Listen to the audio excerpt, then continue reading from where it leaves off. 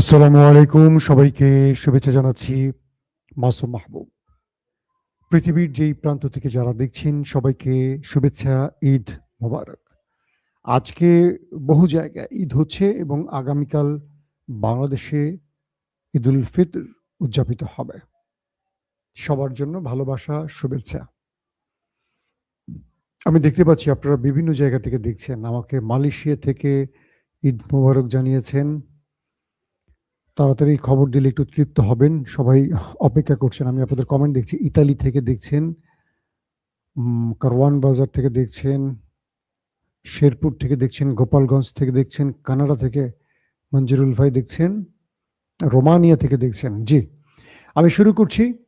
খুব লম্বা করব না। আপনারা ঈদের কেনাকাটা শেষ। আজকে হয়তো অনেক কাজ থাকবে। আনন্দ উৎসব করবেন, ঘুরবেন বাচ্চাদের সাথে।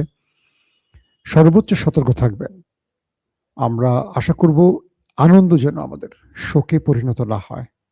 ১ মাস রোজা শেষে প্রত্যেকে আমরা চাইব পরিবারকে নিয়ে একটু ভালো সময় কাটাতে।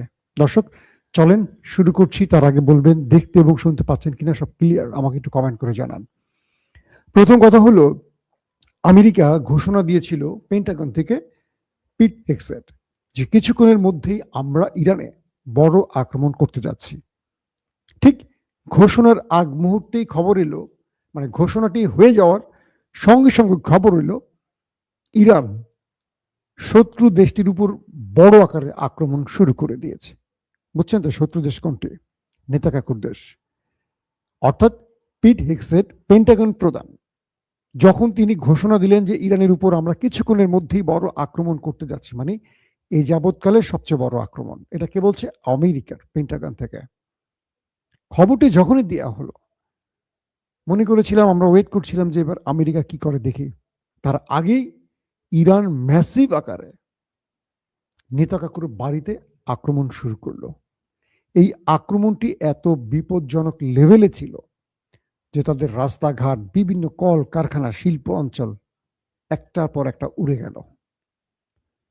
ইরান বলছে তারা খুররাম শহর, খাইবার, ইমাদ, গাদর এই সিরিজগুলো ইউজ করেছে। সঙ্গে নতুনভাবে আরো দুটো মিসাইলকে লঞ্চ করলো তারা। একটা হজ কাসেম, আপনারা এই মিসাইলটির নাম কি এর আগে শুনেছেন কিনা জানি না। হজ কাসেম, এটা হলো কাসেম সোলাইমানি, তাদের আইআরজিসির সাবেক প্রধান, যাকে ইরাকের বাগদাদের কাছে ডোনাল্ড ট্রাম্পের নির্দেশে হত্যা করা হয়। তো ইরানের সেই শীর্ষ জেনারেল কাসেম সোলাইমানির নামে তৈরি হজ কাসেম মিসাইল দিয়ে ব্যাপক অ্যাটাক করা হলো। পাশাপাশি দ্বিতীয় আরেকটি নতুন মিসাইল তারা উন্মোচন করলো পৃথিবীর সামনে, সেটি হলো নাসরাল্লাহ মিসাইল। এই নাসরাল্লাহ মিসাইলটি হলো, আপনারা জানেন তো যে লেবাননে হাসান নাসরুল্লাহ অর্থাৎ হিজবুল্লাহ প্রধান, যাকে গত বছরই বোধ হয় যুদ্ধের সময় ইসরায়েল অ্যাটাক করেছিল এবং তিনি শাহাদাত বরণ করেছিলেন। তো সেই হাসান নাসরুল্লাহর নামে এই মিসাইলটির নামকরণ করা হয়েছে নাসরুল্লাহ মিসাইল। এই নাসরুল্লাহ মিসাইল দিয়ে যে নাসরুল্লাহকে মেরেছিল নেতাকাকুর দেশ, সেই নাসরুল্লাহর নামের মিসাইল দিয়ে ব্যাপক অ্যাটাক করা হয়েছে দেশটির ভেতরে এবং মোটামুটি লন্ড ভন্ড করে ফেলেছে হাইফা, তেল আবিব থেকে শুরু করে গুরুত্বপূর্ণ অনেক জায়গা। ইরান বলছে মাল্টি ওয়ার, আপনারা ওয়ারহেডের কথা তো বারবার বলি, তো মাল্টি ওয়ারহেড ব্যবহার করেছিল ইরান এই যুদ্ধে।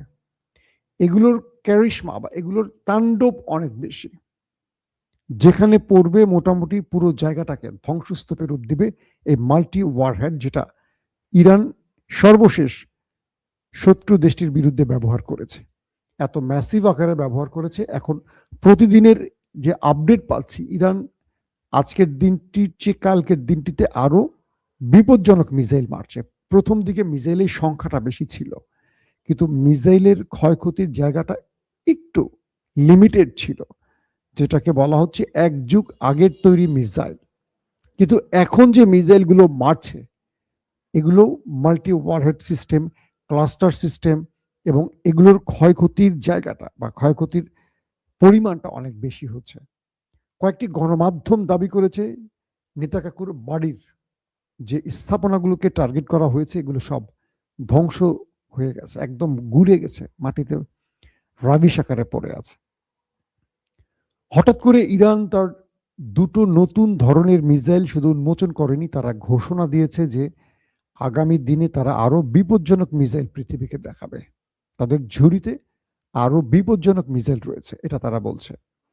আসেন 2 নম্বর যে খবরটি, সেটি হলো যে হাইফা এবং বীরশেবা এবং আরো বেশ কয়েকটি অঞ্চল শত্রু দেশটির, এই ভেতরে যে অ্যাটাকগুলো হয়েছে তারপরে দেখা গেছে প্রচুর মানুষ হতাহত হয়ে হাসপাতালে, এবং সারা রাত ধরে সেখানে সাইরেন বেজেছে।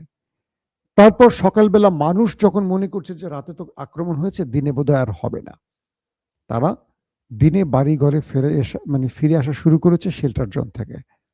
দিনের আলোতে ইরান আরেক দফা অ্যাটাক শুরু করলো, এবং যখন ইরানের মিসাইলগুলো আসতে শুরু করলো, মানুষ দিক বেদিক ছোটাছুটি শুরু করলো, এবং বহু সফল টার্গেট হিট করতে সম্ভব হয়েছে ইরানের মিসাইলগুলো।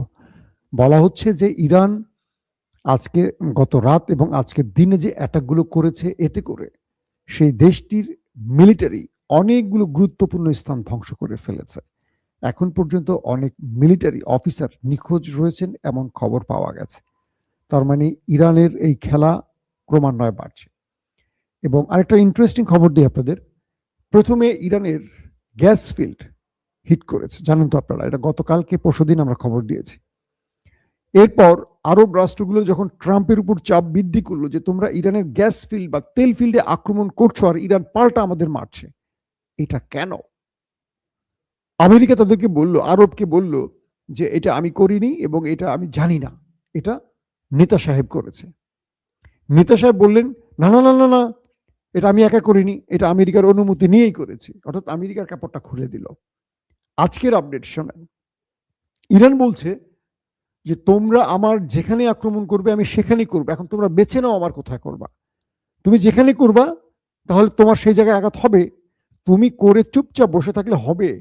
আমি তো করবই, তুমি চিল্লাপাল্লা করো আমার এটা গেল ওটা গেল সেটা গেল, তুমি তো আগে আক্রমণ করছো, আমি প্রতিশোধ নিচ্ছি।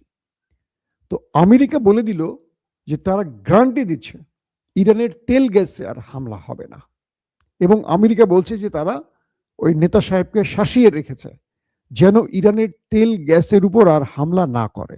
বুঝতে পারছেন? আমি বলেছিলাম লাইভে আপনাদের যে ইরান কেন এটি করছে। ইরান এ কারণেই করছে যে ইরান যদি পাল্টা প্রতিশোধ হিসেবে কয়েকটা মাঠে ঘাটে মারতো, লাভ হতো না।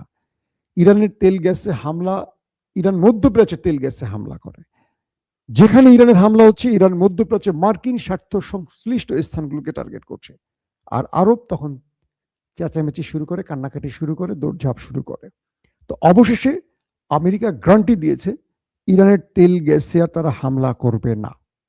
ইরান বলছে ওকে, তোমরা যদি আক্রমণ না করো আমিও তেল গ্যাসে আক্রমণ করব না, শুধু এখন তুমি সিদ্ধান্ত নাও তুমি আমার কোথায় করবা, করো, আমিও সেখানে করব।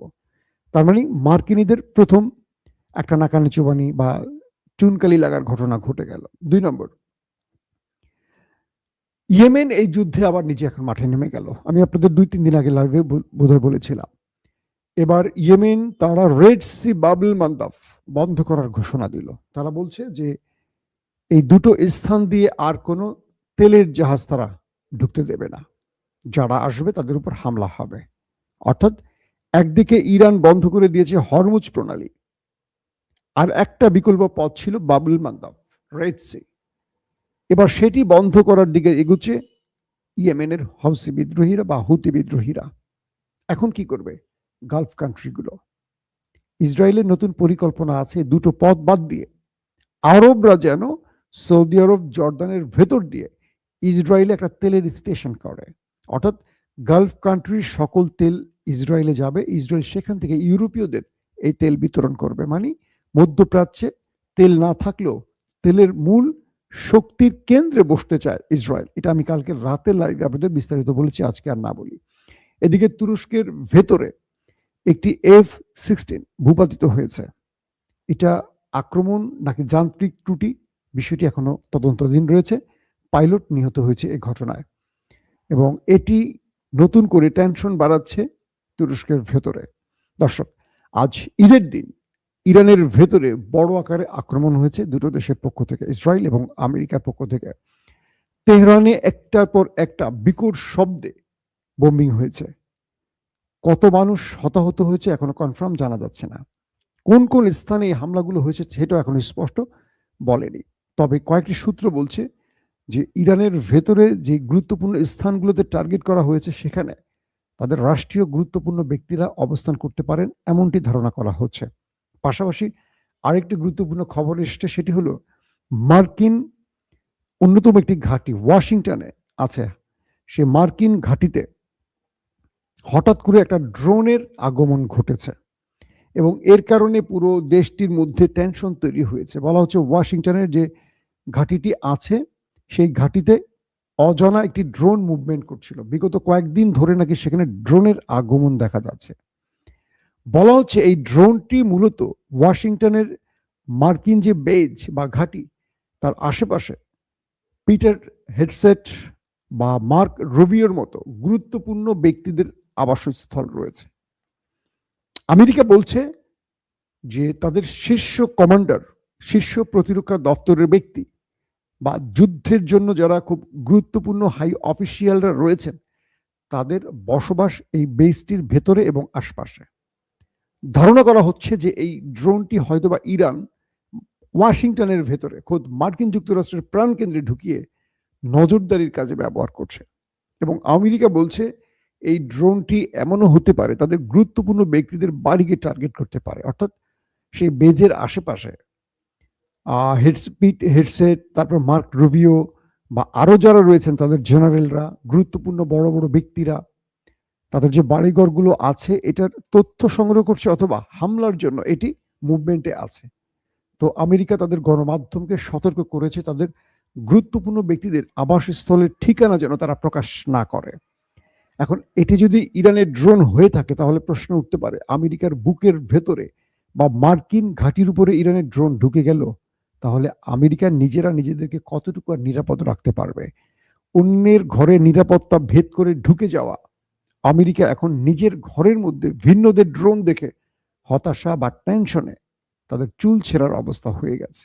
দর্শক, তার পরবর্তী গুরুত্বপূর্ণ খবরটি হলো কিছুক্ষণ আগে তাসনিম নিউজে দেখলাম যে ইরাকে মার্কিন ঘাঁটি হারির ঘাঁটিতে গুরুত্বপূর্ণ অ্যাটাক হয়েছে। বলা হচ্ছে যে 3টি ঘাঁটির মূল স্থাপনা, অর্থাৎ ইরাকে যে মার্কিন ঘাঁটি অবস্থিত হারির নাম সেটির, সেই ঘাঁটির 3টি গুরুত্বপূর্ণ স্থানকে ধ্বংস করে দিয়েছে মিসাইল। বলা হচ্ছে এই আক্রমণটি করেছে ইরাকের রেজিস্ট্যান্স বাহিনী, অর্থাৎ ইরাকেও রয়েছে ইরানের প্রক্সি বাহিনী, যেমন লেবাননে রয়েছে হিজবুল্লাহ, ইয়েমেনে রয়েছে হুতি, ইরাকে রয়েছে তাদের নিজস্ব বাহিনী। তো আমেরিকার এই ঘাঁটির মধ্যে ড্রোন ঢুকে 3টি স্থাপনাকে টার্গেট করে তারা হিট করেছে। এখন পর্যন্ত প্রাণহানির কোনো খবর পাওয়া যায়নি। আশা করা হচ্ছে যে বড় কিছু ঘটতে পারে এই ঘাঁটিতে। এটা আমরা রাতের সংবাদে বাকিটা জানাবো। আরেকটি খবর দিয়েছে ইরানের আধা সরকারি প্রতিষ্ঠান গণমাধ্যম তাসনিম নিউজ। তারা বলছে হান্দালা সাইবার গ্রুপ, এটি ইরানের মধ্যে মানে কি বলে দখলদার দেশটির গুরুত্বপূর্ণ কয়েকজন ব্যক্তির নথি প্রকাশ করে দিয়েছে এবং তারা বলছে যে তারা মানে এই হান্দালা সাইবার গ্রুপটি তারা সেই মোসাদ একজন বড় কর্মকর্তার মাধ্যমে অনেক নথি হাতিয়ে নিয়েছে। যেমন আমি যদি খবরটি এইভাবে দিই যে হান্দালা সাইবার গোষ্ঠী মোসাদের প্রাক্তন ঊর্ধ্বতন কর্মকর্তা এবং ইসরায়েলি সরকারের জাতীয় নিরাপত্তা ইনস্টিটিউটের আন্তর্জাতিক সম্পর্ক বিভাগের বর্তমান প্রধান ডেবোরা তার ইমেল অ্যাকাউন্ট থেকে 1 লক্ষেরও বেশি গোপনীয় নথি ফাঁস করেছে। হ্যাকার প্রতিষ্ঠানটি বলছে তাদের এই ফাঁসের মাধ্যমে কয়েক দশকের জায়নবাদী প্রচারণা, গণমাধ্যমের কারসাজি এবং বিশ্বব্যাপী জনমত দমনের জন্য পরিকল্পিত গোপন অভিযানগুলো উন্মোচিত হয়েছে।